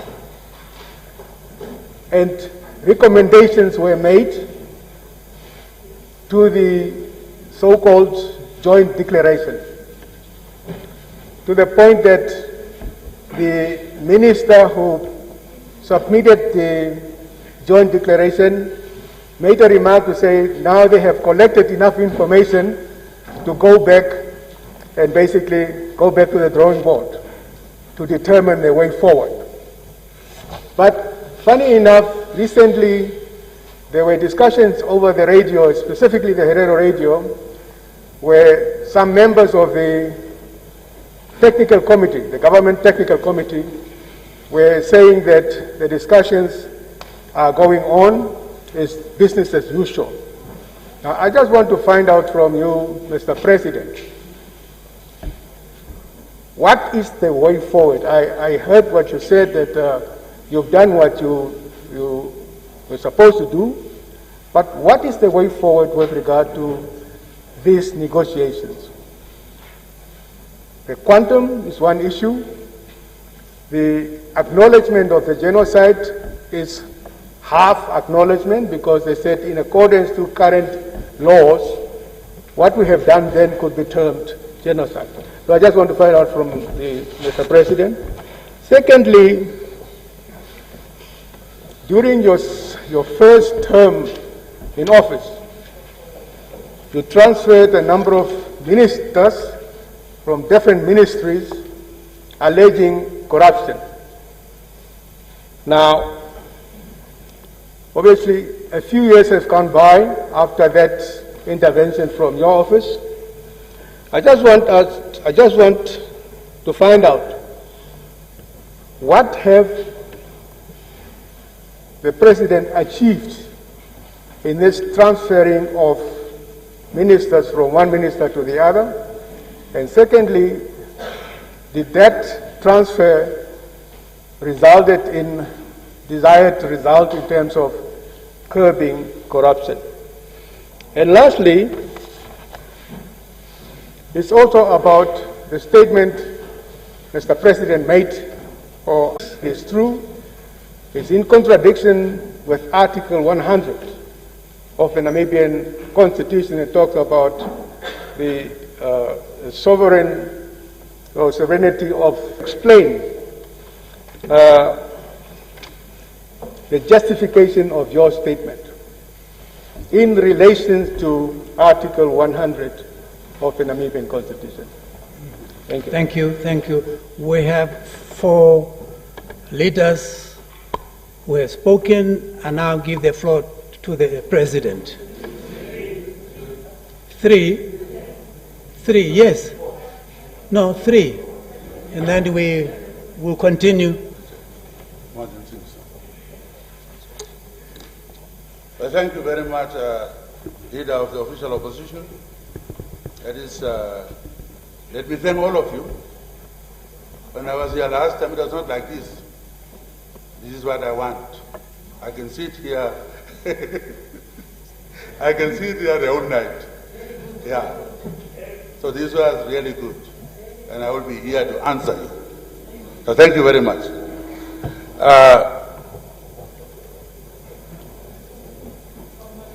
Namibia, what is it? Namibia downgraded. I don't know about that. I saw what I quoted from the minister. The economy is growing, 2.74. So downgrading was based on what? I don't know. I just said it now. So unfortunately, I will write a letter to answer you. I don't know, or I will ask my minister to make a statement here to explain.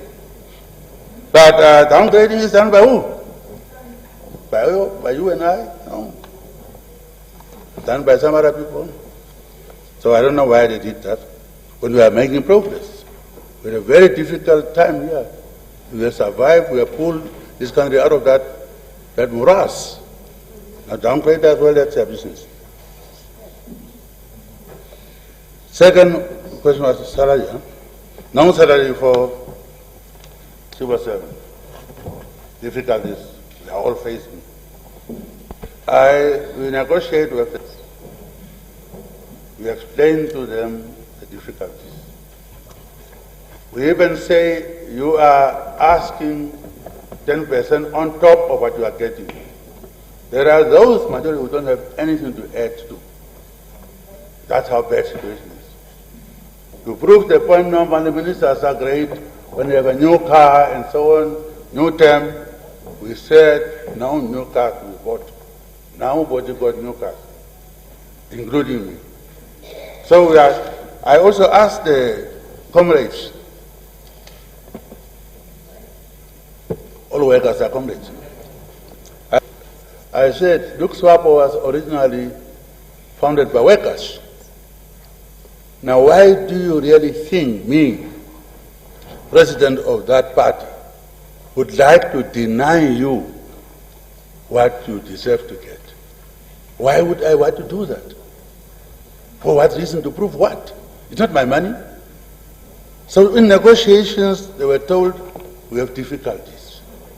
And all of us know we have difficulties. Economic crisis. It was a crisis, as I was trying to point out, ever since I took over. It was a crisis management. So therefore, nobody is denying workers any increment that they deserve while we have money, while we have resources to say, no, I don't like you, therefore they're not going to get money. It's not my money. So really, Honorable, it's a very difficult situation. I know they didn't get increment, they got some things for housing and so on, but they didn't get a proper increment. That's true.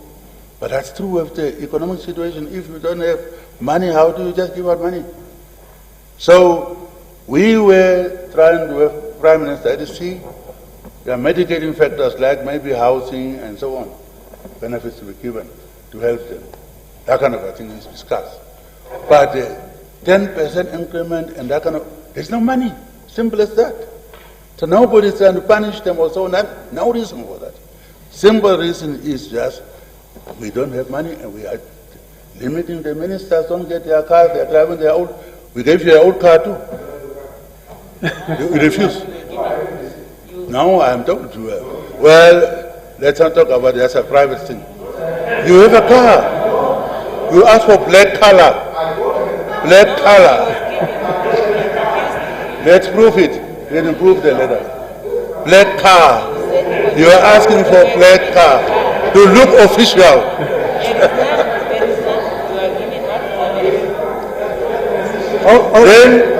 Then you didn't want drivers. You don't want drivers from the government. We considered you can choose your own driver. Security. So that's the situation. Now, Prime Minister must explain to me. Apparently, he didn't report properly to me. But the public, what you call, recommended, commission. I approved. He was offered. And he refused. The parliament is there. No, I know something about it, and I don't want this to become part of the discussion. Please. Why did you raise it? Yeah. I happen to know. Whenever you write letters, they are public. That's the only letter that was private. Yes. That was, and I kept it that way. I kept it that way. No, really. I never discuss your private business. Never. No, but I'm saying it's private. Oh. So can we discuss it? No. I confined myself. Yeah. I never did that.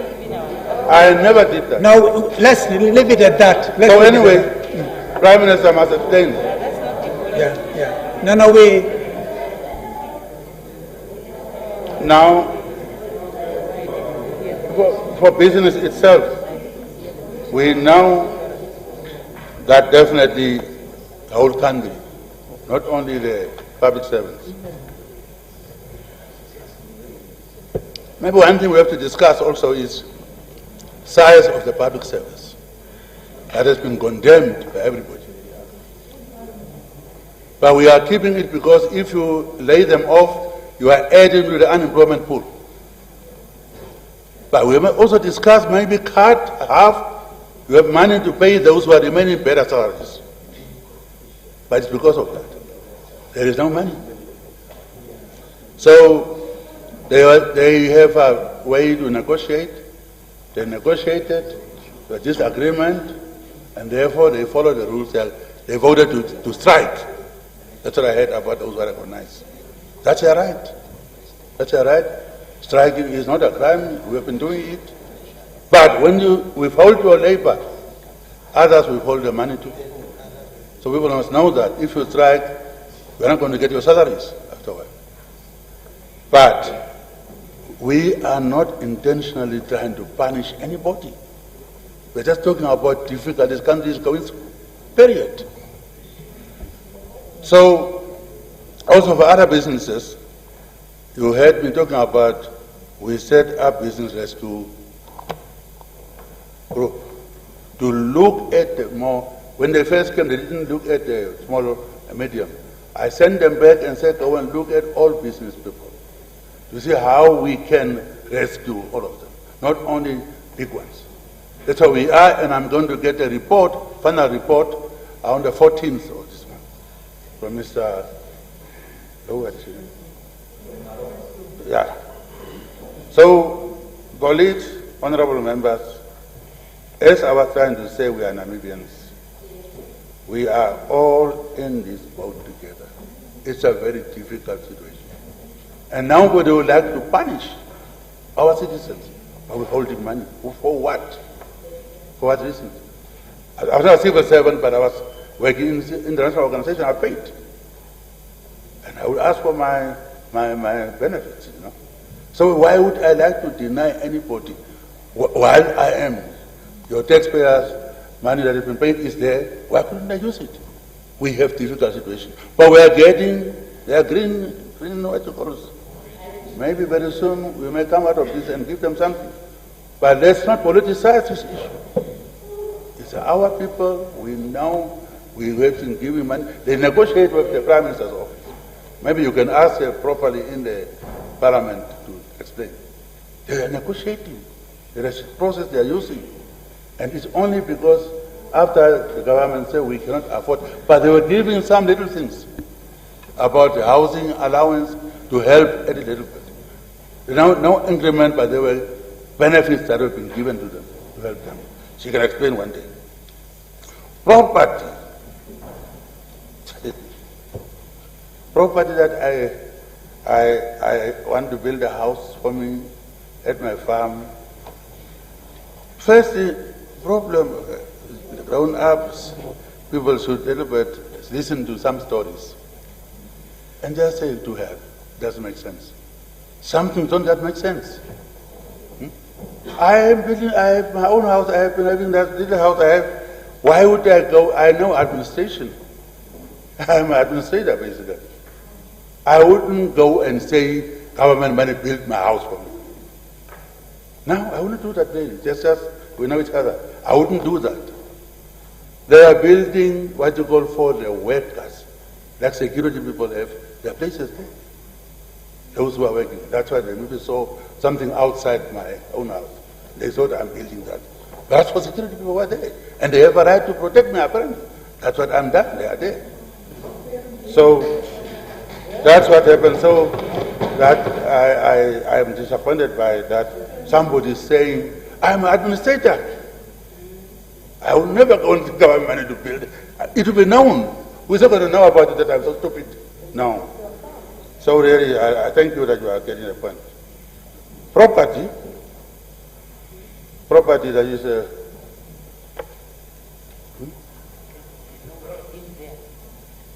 yeah, anyway, I see it, I try to remember it's a property that these people who are at a farm. First, anything that doesn't make sense must be condemned with whatever anger, to thrown away. So my family, I'm very, very careful on these things. I'm very careful. I spend about 50,000 or 60 from my salary monthly. With the order, stop order, you can go and ask in the office that I'm paying about 60,000 per month. Darkfeld, just people there to be given food, under the Nagamela, people in Ochivarongo, not my family. My family is extra 10,000 that they are getting. But anybody, families there, food they are getting from me, from my pocket. And then Otavi, same thing. Not my family, not tribe even. Anybody. Go and check it. And then Chumap and Grootfontein. Grootfontein one is now occupied by San people. They head over, they all are coming. I may now shift this to a food bank, but I have to save my money too now. My term is about to end. But that's what I've been doing. Every month, for 6 years now, I've been paying, sharing what I have.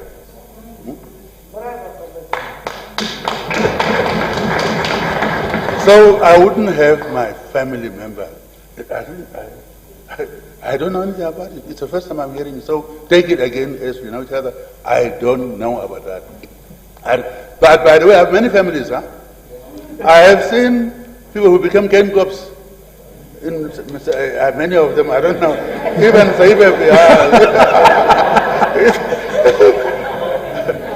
they're from Ochivarongo, I know, they're all changing, yeah.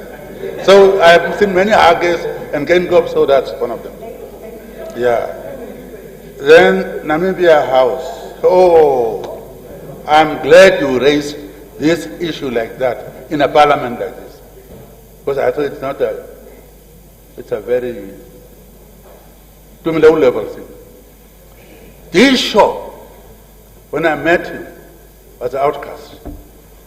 When I met him, and I didn't even know him when I went to admission to the UN. That's when I met him. We talked. He came here. I met him. First thing he said, "What changes here?" I said, "Afrikaans names there on the doors." I said, "My brother, there were more important things to change these names here." That's why we talked. Then later on, that's why we're sitting there. I'm not going to reveal secrets.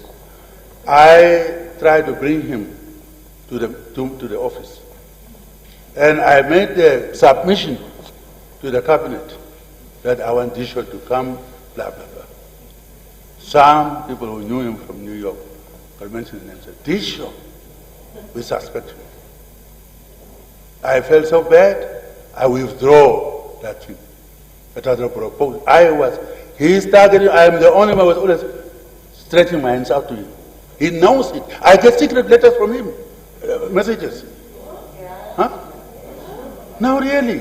I don't know. Then to come to this issue now. When I thought, and Nepal, what is this place? Nipam, it's a vacancy. So this is a golden opportunity for a scholar like that to come and prove his worth as a scholar, to train Namibians. What happened? Did he tell you about what happened? Failure. That's a word, failure. You were having these articles, but you never saw about public service, training. You never saw that. So, what happened? I was saying this man is paid, consultants or don't get houses. That house was Prime Minister's house when I was a Prime Minister, which is now maybe to guess. Comrade Kapofi came to ask. He was a can we just give him for 6 months? And he said his wife and so on. So I said, okay, it's your business. I have nothing to do with it. He was given the house for 6 months, supposedly, as they are fixing his house. He stayed there for 2 years, not paying even for water bills and so on. Water bills, electricity. That's how eventually people in Nepal go and ask them, women there, what is going on there? Go and ask. Huh? What failure, somebody given a job like that, don't prove his money. And then there was an amicable separation agreed. And then he agreed. These people are sitting here. He said, Kapofi and they are the one, I was not involved. And then when the money was offered for separation, he didn't see the tax will be deducted. So he therefore accepted. When tax was decided, I cannot take that. The war started that way. And then after that, I was the one who will be in touch, whom he is in touch with. SMSs, my man, my big man. I have these records, I have it. Now really, it's unfair that he is there. Who is persecuting? We don't have time for that. That he is apparently afraid to come back, he will be killed. By who? Who can waste time like that? No, comrade, this is not fair. And I'm glad you raised it. I'm really glad you did that. Because he talks to everybody that way. He came to our embassy, he's afraid to come back, he will be killed. Apparently there will be people assigned to kill him. For what? So I'm glad again you wrote things people are talking about. So I can explain. I have nothing to do with these shows. I just laugh at when he's talking, knowing what he has been doing with me, towards me. And I brought him back. I'm the only one. People are saying he attacks the man who did the most for him. C'est la vie. Such is life.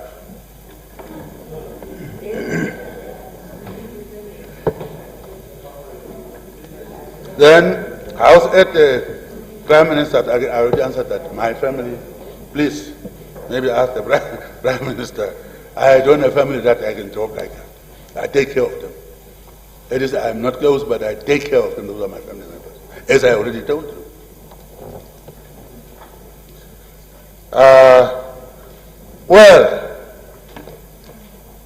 Well, I don't want to talk about it because it's maybe very soon we have elections coming. I was being interviewed by Al Jazeera in that place. When we came to oil, we're talking about the oil found by them. Not the oil lying there under here, maybe under this place, which is supposed to be your oil. We're talking about agreed upon oil, and I didn't even know they were investing here. I was shocked. I didn't know anything about it. When I heard they found oil, and I was talking about that oil, where the shareholding was, so to say, 90% them and 10% government, because we don't want to, as the Planning Commission chairman said, we don't want to invest in a thing like that. It's risky. You will be the one to condemn us if you are reckless. Because to drill oil, you may not find it. And you will spend billions. You will lose it. Those who will have insurance, they can do that. So we don't want to waste taxpayers' money like that. So if you are saying then free carry for that matter is not enough. We can negotiate. But I am not part of it. There are people who are doing it. There is a department, people are there who are dealing with this issue. But all I can just say is that I was referring, and people are making use of this. I said constitution has been counted and so on. We are out of a mixed economy, unless maybe nationalize these things to really say they are yours. Once the land, look at the land, look at the land. Land is our birthright. Land is a birthright, more than even oil. And that land, in our constitution, belongs to the owner. If land is owned by people lawfully, you're going to take it away from them. That's what we are suffering today, isn't it? That is the issue. I was talking to, I'm answering this now because it is politically you are trying to use that apparently. I was talking to Al Jazeera talking about that particular well discovered by those people. Yeah, that's a different thing. That's not my field. You must push it. I will send you to go and negotiate. They will be impressed. Opposition come to negotiate.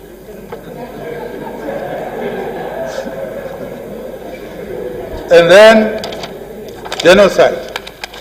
Again, genocide, as I said, it's an ugly situation that we are quarreling among us on a thing we ought to be united on against Germans. Long time ago, I don't know what I was. I said, don't allow Germans to laugh at us. That's what I said somewhere.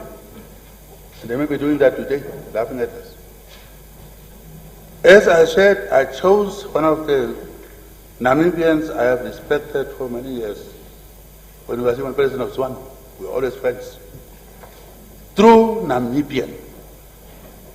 And he was kind enough to agree to accept that kind of a very difficult job. We from zero, of not talking about genocide, didn't want to hear about it at all. It will open the doors. We said, it's true, this thing is after the Second World War. But let's politicize. When I was appointed by President Bohamba to be a chair, I said, let's politicize it. Let's say if the current definition is you are aiming at a group of people to eliminate them. That's what it says now. To us, what you did tantamount to that. So in our terms, it will be genocide. You can call it what you want to call it. That's what we've been doing. And because of that, they are coming to accept that. They're proud people too, but they're coming. Now to act like they are dictating to us. Did we dictate to them now to accept genocide? Did we dictate to them to say, you must come and apologize, we must approve that? So we are also powerful, we dictated to them then. Yes, they are agreeing now. So we are the ones who forced them. Why are you trying to make it like they are pulling us around our noses? No, not really. But when you negotiate, it's give and take. It's give and take. So all you can say, as we did when we met that time, we don't agree with the amount. And that amount was coming. I even sent Comrade Bomba away. Go, this is insult, I even said. And they kept on trying to increase and so on. But again, what is the worth of human life? Are you going to say if you get 10 billion is enough? What is the worth of a life of a person? That's why we said, if they can agree to do things in the areas. And by the way, I'm a man of unity. From my place, I said, and so on and so forth, we're not together. I said, since we have united, I will join because I believe in unity. That time, before you were born, 62. True or not? So I was already, no. Young people don't reply when I talk about age. So anyway, let, as I said, Germans not laugh at us. So I say. Yeah, let them not say that. We are fighting.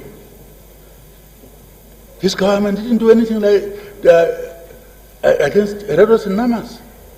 We have been insulted. Where is that young professor? I think he has to campaign for his candidature. What is Muaruka?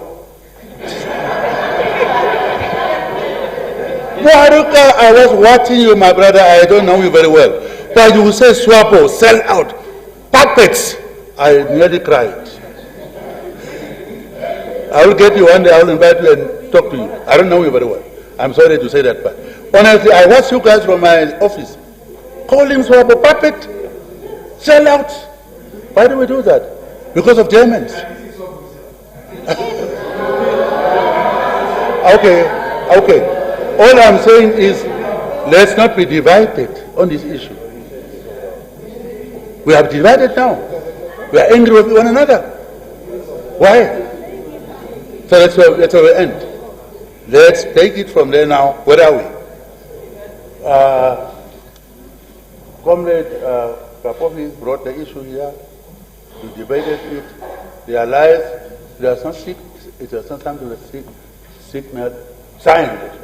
It was initial. We debated it. We finished. Yet it's not signed. It's not agreement. That's initial thing. That's not agreement.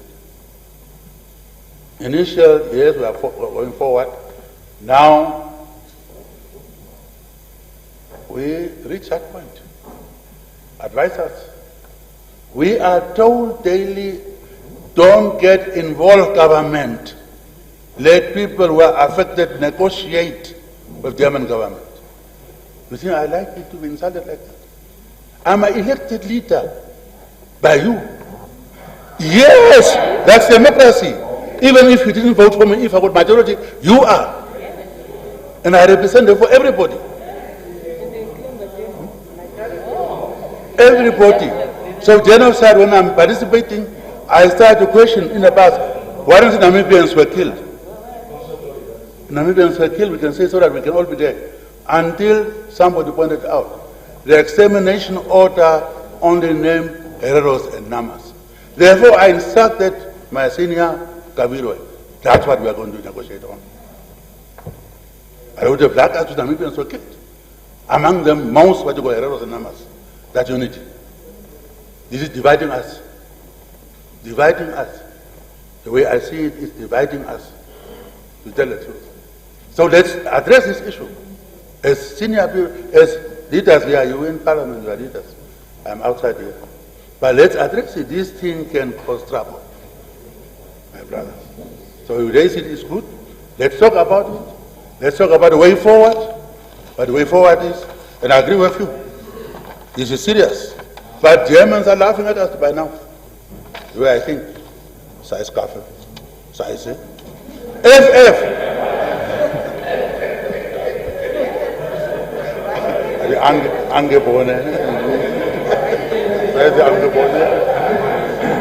You see, they said, don't get born and mixed up by Gelen.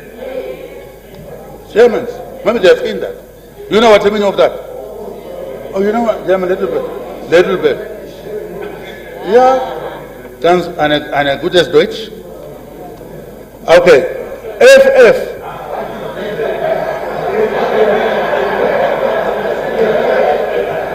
What is that?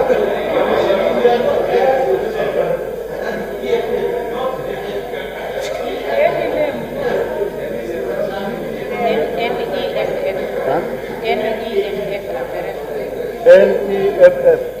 Namibia Freedom Fighters. Namibia, no, wait, I'm deliberately doing that. Namibia Economic Freedom Fighters. So you will fight for economic freedom. But you don't want investors to come.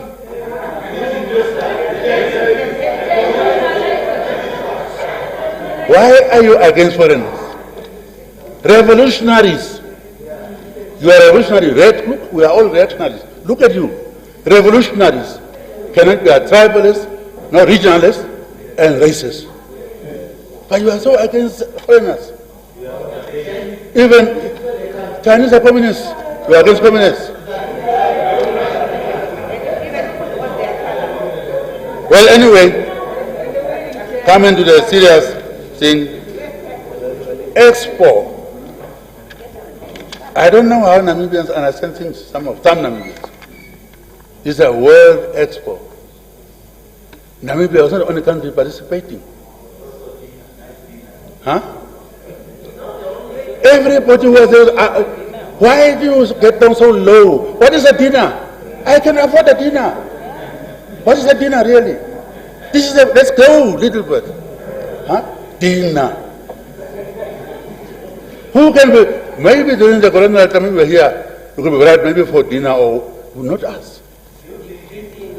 Not us. Now my brother, let's grow up. Dinner, what is dinner? Everybody who was there was hosted, as we do visitors who are coming there.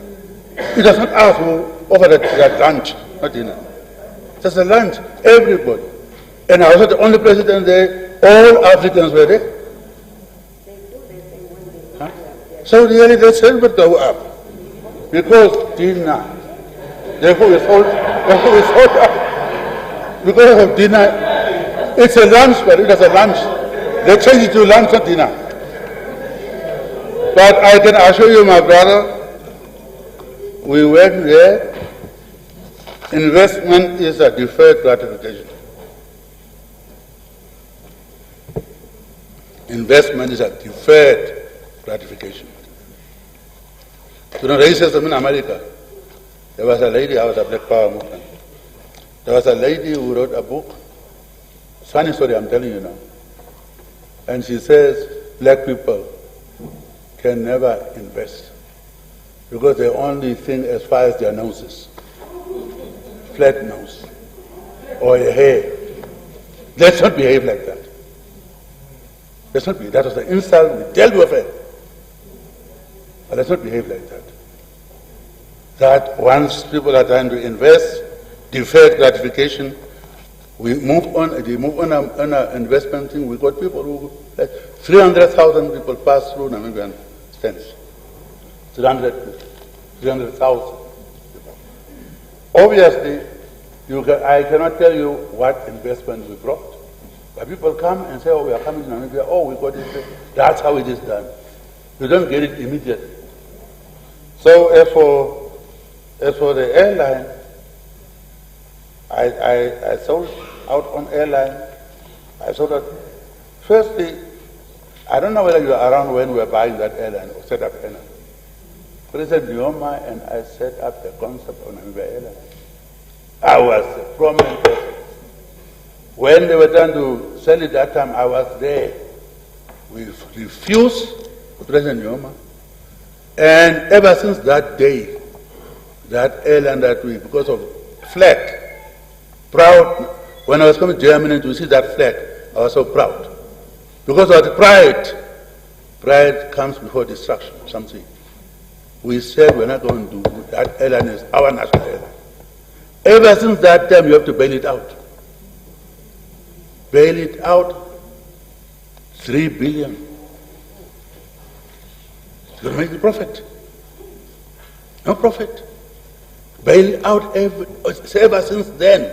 We have to bail it out. And I will tell my Minister of Finance to one day give you the figure. How much was paid? 3 billion at that time when we were selling that airline. Plane that we bought, that 747. Brand new one, beautiful one. We have to give it up. So, airline is a thing President Nyoma and I brought, not you. We definitely said we are very proud of that. But when you are just paying, nothing is coming, billions are going every year, what do? I must tax you more then. So you can say, since you like it, you pay more taxes. So, comrade, really, it was a thing that had to be done. We were all angry, disappointed. It had to be done. No profit. Huh? It was just drain. You were just paying because of the flag. We're doing it because of the flag. Pride. Pride comes before destruction. So that's about the airline in Dubai. RDB, there is nothing much. You just agree with you, what you said, basically, about the designation we have. I have been, as a Minister of Trade or so on, I have been fighting against that ever since then. Some people are laughing at me. Today they are agreed now. Take a small population, divide it in a GDP and say you are a rich country. You are higher middle higher middle income country. Upper middle income country. Now if we are so rich, why are we so poor? It's a serious thing. We are apparently a rich country. Then you tell us, same people will say people are suffering. Some are sleeping in what. So this is why I say these things, classification, let's not fight over that. I like the way you, Honorable, explain it and agreed. Now, genocide again, I already covered through the other gentleman, the leader here. Huh? Wait for, well, if you were in my shoes, you are not going to. Anything is possible, of course. Elections are coming. But if you are in my shoes, what do you do? Advise me in public.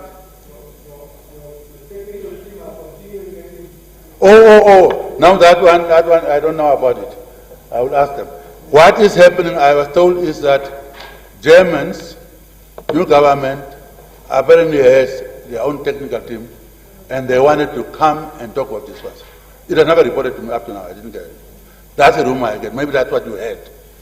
And our technical team, to me, those who were there are supposed to have been dissolved, because their aim was to negotiate, to help that. It should be, if we're going to bring new structure. Yeah. So, what is the other one now? Going to the drawing board. Okay. What is the way forward? Okay, it's, let's discuss it. Because to me, you have to advise. Corruption. Yes. You see, when I heard rumors about these things happening, after I observed, I wrote a letter to 5 ministers, including people now who are locked up. And I said, I'm hearing this, what do you say? When they replied, I took that and gave it to the Anti-Corruption Commission. And while that is happening, I had to move them.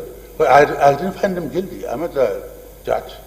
So to remove a person from where they are, they can do or not do, you shift them away from there. I didn't have facts. I didn't have any proof. I was wrong. But I did give it to Anti-Corruption Commission. While I did that, I had to remove them from where they are. And besides that, it's my prerogative to move people as a president. I don't have to have permission from anybody. I can shift.